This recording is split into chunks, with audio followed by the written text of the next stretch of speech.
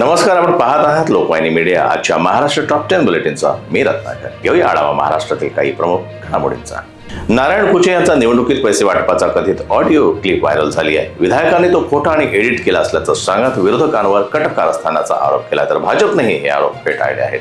भारतीय जनता पक्षानं AIMIMच्या नगरसेविका सहर शेख यांच्या विरोधात पोलिसांमध्ये तक्रार दाखल केली आहे. आरोप आहे की त्यांनी मुंब्रा येथे हिंदू समाजाला घाबरवण्यासाठी भडकाऊ भाषण दिलं. मुंबई हायकोर्टानं मंत्री भरत गोगावले यांच्या फरार मुलाच्या प्रकरणावर फडणवीस सरकारला फटकारलंय. राज्य सरकारनं आश्वासन दिले की गोगावले आपल्या मुलाला आत्मसमर्पणासाठी तयार करतील.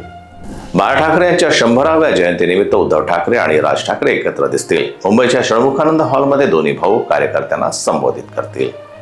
नाशिकमध्ये प्रथमच झालेल्या वायुसेनेच्या एअर शो मध्ये सूर्यकिरण टीमनं गंगापूर धरणावर शानदार प्रदर्शन केलं. एंट्री फी वरून वाद निर्माण झाल्यानंतर वायुसेनेनं स्पष्ट केलंय की एअर शो मध्ये प्रवेश पूर्णपणे मोफत आहे आणि पैशाशी काहीही देणं घेणं नाही.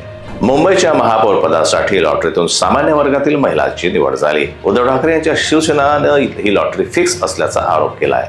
दादर निवडणुकीतील पराभवासाठी शिंदे गटानं भारतीय जनता पक्ष कार्यकर्त्यांना जबाबदार ठरवलंय. उमेदवार कुणाल वाडेकर यांनी भाजपकडून साजिश झाल्याचा आरोप केलाय.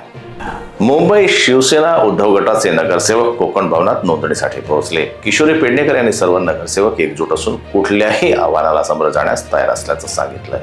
BMC निवडणुकीनंतर दादर माहीममध्ये शिंदेसेना आणि भारतीय जनता पक्ष यांच्यातील वाद कायम आहे. पराभूत उमेदवार समाधान सरवणकर यांनी भारतीय जनता पक्षावर कट कारस्थानाचा आरोप करत पुरावे देखील सादर केले.